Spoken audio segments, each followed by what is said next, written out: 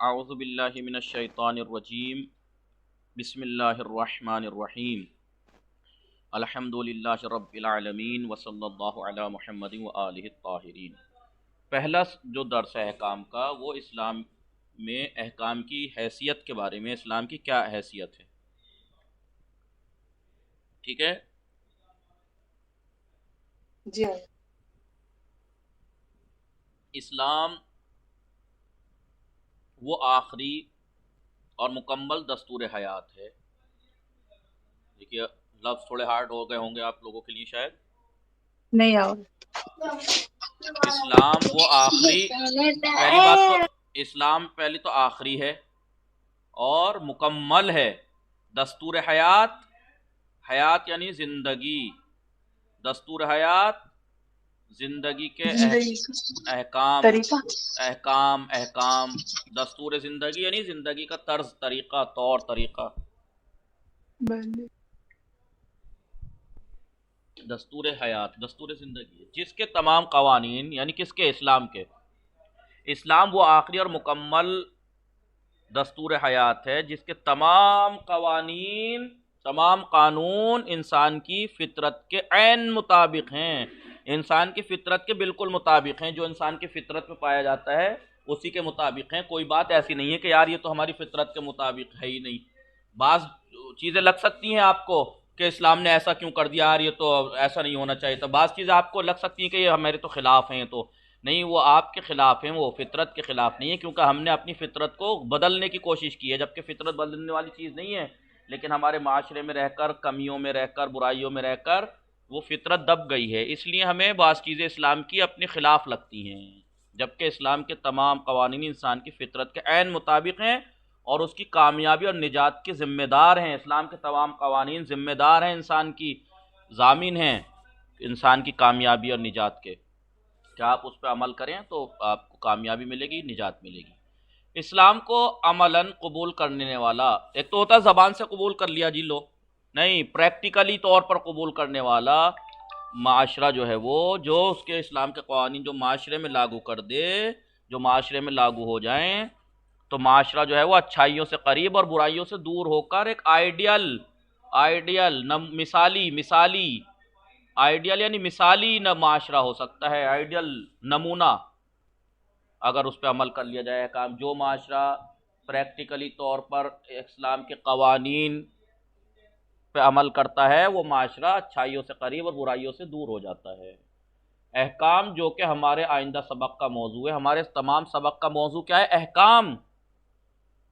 احکام ہمارے آئندہ سبق جتنے ہیں یہ سب ان کا موضوع ہیں، یہ احکام، اور یہ انسان ساز ہیں، اور یہ احکام جو ہیں انسان ساز ہیں، اور یہ انسان ساز موضوع ہیں، اور یہ انسان ساز، انسان کو بنانے والے اسلامی قوانین، انسان کو انسان بنانے والے اسلامی قوانین کے اہم ستون ہیں۔ کون؟ احکام۔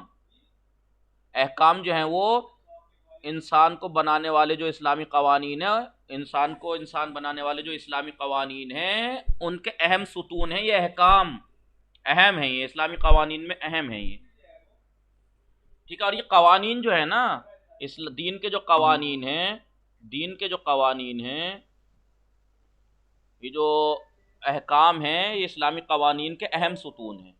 اور یہ جو قوانین ہیں اسلام کے، تین حصوں میں تقسیم ہوتے ہیں۔ یہ قانون تین حصوں میں تقسیم ہوتے ہیں۔ کیسے؟ دیکھیں تین حصوں میں کیسے تقسیم ہوتے ہیں،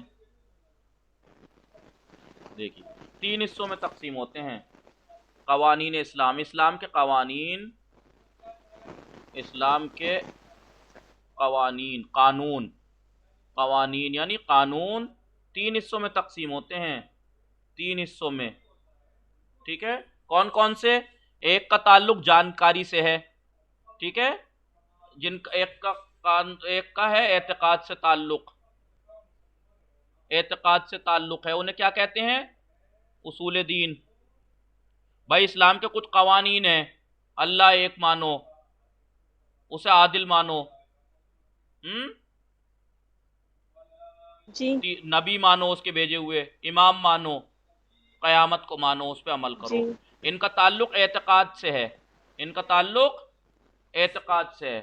کچھ اسلام کے کچھ قوانین ہیں جو پریکٹیکلی ہیں، ٹھیک ہے، جو عملی ہیں، عملی ہیں یعنی پریکٹیکلی عملی، کچھ قوانین اسلام کے عملی ہیں یعنی پریکٹیکلی۔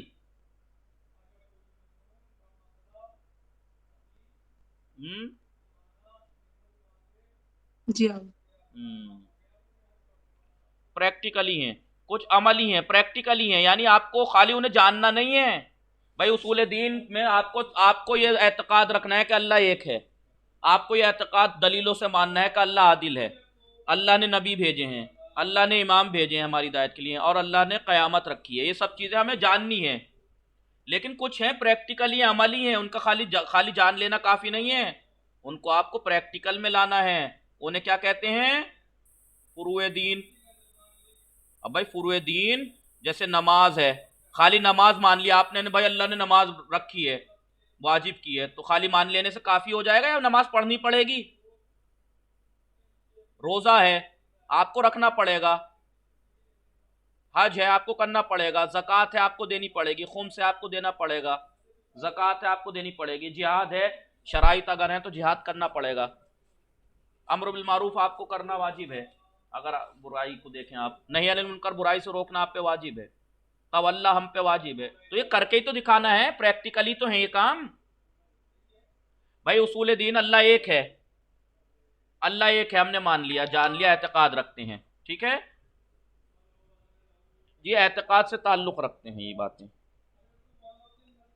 لیکن یہ جو نماز روزہ ہیں، یہ جو نماز روزہ ہیں، حج ہیں، یہ پریکٹیکلی ہیں، تو ان کا تعلق اسلام کے جو قوانین ہیں 3 حصوں میں تقسیم ہے، ایک اعتقاد سے تعلق رکھتے ہیں، انہیں اصول الدین کہتے ہیں، کچھ احکام اور قوانین اسلام کے ایسے ہیں جن کا پریکٹیکلی تعلق ہے، پریکٹیکل سے تعلق رکھتے ہیں، عملی تعلق رکھتے ہیں، اور کچھ ایسے ہیں کہ جو پریکٹیکلی جو ہیں ان کو فروع دین کہتے ہیں، اور کچھ احکام اور قوانین ایسے ہیں جو انسان کی رفتار میں چال نہیں، رفتار و گفتار سے تعلق رکھتے ہیں، جسے اخلاق کہتے ہیں۔ تو کتنے ہوئے؟ اصول دین، فروع دین اور اخلاق، ٹھیک ہے۔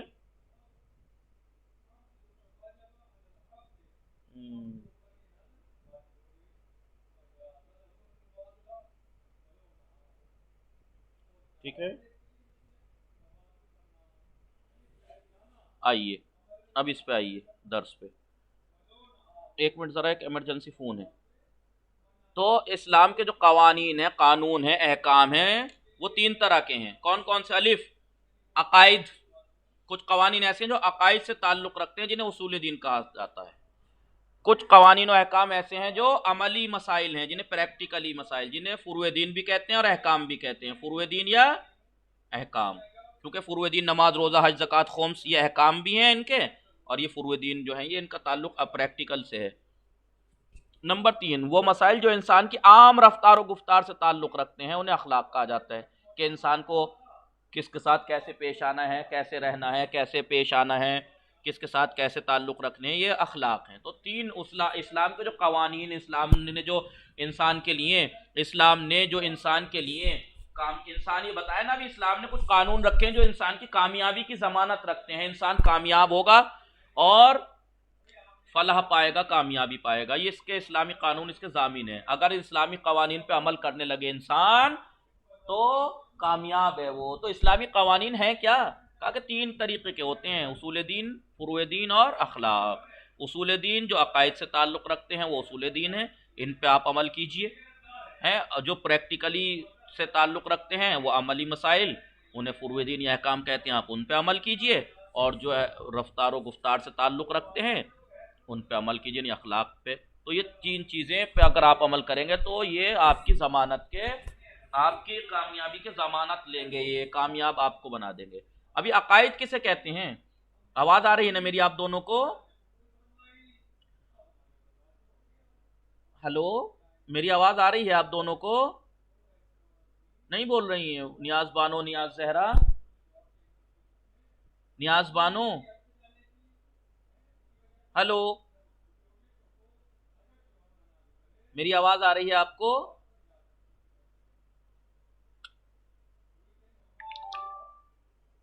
हेलो जी आप जी। जी अकायद किसे कहते हैं? अकायद वो मसाइल जो इंसान की फिक्र, अफकार यानी फिक्र और उसके अकीदे को सही रास्ता दिखाते हैं। इस्लाम के जो कवानीन है 3 हिस्सों में तकसीम हुए अली असगर, कौन कौन से हैं? एक तो अकायद हैं। अकायद वो मसाइल हैं जो इंसान की अफकार यानी फिक्र, अफकार फिक्र की जमा है, जो इंसान की फिक्र से ताल्लुक रखते हैं, रफ फिक्र व गुफ्तार से ताल्लुक रखते हैं, ठीक है, उन्हें अखलाक कहा जाता नहीं, ये सही यानी उसकी फिक्र और उसके अकीदे को सही रास्ता दिखाते हैं। और क्योंकि उनका ताल्लुक इंसान के यकीन से होता है कि इंसान को इन चीज़ों पर यकीन करना होता है, अल्लाह पर, नबूवत पर, इमामत पर, क़यामत पर, अदालत पर, इस पर, लिहाजा इस सिलसिले में अंधी तकलीद जायज़ नहीं है कि भाई लो जी मेरी मम्मी ने कहा था अल्लाह है एक है तो मैंने मान लिया, मेरी मम्मी ने कहा था उसूल दिन 5 हैं, अव्वल तौहीद, दूसरे अदल, तीसरे नबूवत, चौथे इमामत, पांचवें क़यामत, इसलिए मुझे पता है बस। नहीं भाई, इसमें अल्लाह एक है या आपको अपनी अक्ल से दलील से मानना है? अल्लाह आदिल है या आपको अपनी दलीलों से मानना है, अपने आप यकीन पैदा करना है? अल्लाह ने नबी भेजे हैं, इस पे आपको दलील से साबित करना है, तब मानना है। ये किसी की अंधी तकलीद नहीं कर सकते, बल्कि ज़रूरी यह है कि इसको दलील के ज़रिए कबूल करें, लेकिन चाहे वो दलील आम और सादा ही क्यों ना हो। अब आप कहेंगे भाई हमने तो उसूल दीन क्योंकि उस्ताद ने और अम्मी ने बताए थे इसलिए पता है, खुद अल्लाह एक है आपको नहीं पता। कैसे नहीं पता भाई? अल्लाह एक है, आप खुद सोचें, ये कायनात चलती चली आ रही है, अभी तक कोई गड़बड़ नहीं हुई। खुद सोचिए, अगर एक ना होता, एक से ज्यादा होते अल्लाह, अगर एक से ज्यादा होता तो क्या होता? दोनों में आपस में कोई कभी तो टकराव होता। इस कायनात का एक ही तरीके से चलना इस बात की दलील है कि कोई दो नहीं है, इसमें एक ही है चला रहा है जो भी चला रहा है, वरना कभी तो टकराव होता। एक मान लिया अदल नबूवत, अब जाहिर सी बात है अल्लाह को जब आपने मान लिया, उसकी अदालत को मान लिया, तो उसका लुत्फ करम ही तकाजा करता है कि इंसान को जब कामयाबी के लिए भेजा है, कामयाबी तक का रास्ता तय करने के लिए, तो उस रास्ते को दिखाने वाले हादी भी हों, लिहाजा अल्लाह ने नबी भेजे, फिर इमाम, फिर क़यामत, ठीक है। ये तो अकायदे। अहकाम वो मसाइल जिनके ज़रिए इंसान को ये पता होता है, ये पता चलता है कि उसे क्या करना चाहिए और क्या नहीं करना चाहिए, उसे नमाज पढ़नी चाहिए, उसे रोज़ा रखना चाहिए, ये वगैरह वगैरह, ठीक है। ये वाजिब है, यह जायज़ है, यह मुबाह है, यह हराम है, ये करना है हमें, ये नहीं करना, इन्हें अहकाम कहते हैं। और उनकी पहचान के लिए, अहकाम की पहचान के लिए आपको एक मुज्तहिद माहिर की तकलीद, मुज्तहिद माहिर, एक माहिर मुज्तहिद की तकलीद और पैरवी ज़रूरी है, इसमें तकलीद होगी। अहकाम की तकसीम, अहकाम की तकसीम की है इन्होंने, कैसे की है? देखिए, अहकाम जाहिर सी बात है, कुछ अहकाम में कुछ चीज़ें ऐसी हैं जो हमें करनी है, कुछ ऐसी हैं जो नहीं करनी है, तो खुद ब खुद बटेंगी ये क्या करना है क्या नहीं करना। देखिए, इंसान जो काम भी अंजाम देता है उससे मुताल्लिक इस्लाम में कोई ना कोई हुक्म ज़रूर मौजूद है। हम कुछ भी करें उसका इस्लाम में कुछ ना कुछ हुक्म है। जो काम हम कर रहे हैं या तो वो वाजिब है जिसको अंजाम देना ज़रूरी है, छोड़ना गुनाह है, या ये काम जो हम करना चाहें वो हराम है, जिसको छोड़ना वाजिब, करना गुनाह, या वो काम मुबाह है, चाहे छोड़ो चाहे मत अंजाम दो एक ही बात है, चाहे है, या फिर ये काम जो हम कर रहे हैं वो मुस्तहब है, यानी जिसको देने में सवाब है, छोड़ने में कोई गुनाह नहीं है, या ये काम मकरूह है, यानी छोड़ देंगे तो सवाब, अंजाम देंगे तो कोई गुनाह नहीं, ठीक है। हर एक का हुक्म मौजूद है। वही यहाँ पे तकसीम इन्होंने की है कि जिसकी 5 सूरतें होती हैं, अहकाम जो हैं वो 5 हैं। आपसे पूछ सकता है अहकाम कौन कौन से हैं? 5 हैं। कौन कौन से? वाजिब है, हराम है, मुस्तहब है, मकरूह है, मुबाह है, ये 5 हैं। कैसे? देखिए, वाजिब किसे कहते हैं? अहकाम जो हैं इस्लाम के वो 5 हैं, या तो वाजिब हैं वो, या हराम है, या मुस्तहब है, या मकरूह है, या मुबाह है। जो भी काम आप करें उसमें इसमें से कोई एक हुक्म उस पर लगेगा, या तो जो काम आप अंजाम देना चाह रहे हैं वो वाजिब है, या हराम है, या मुस्तहब है, या मकरूह है, या मुबाह है।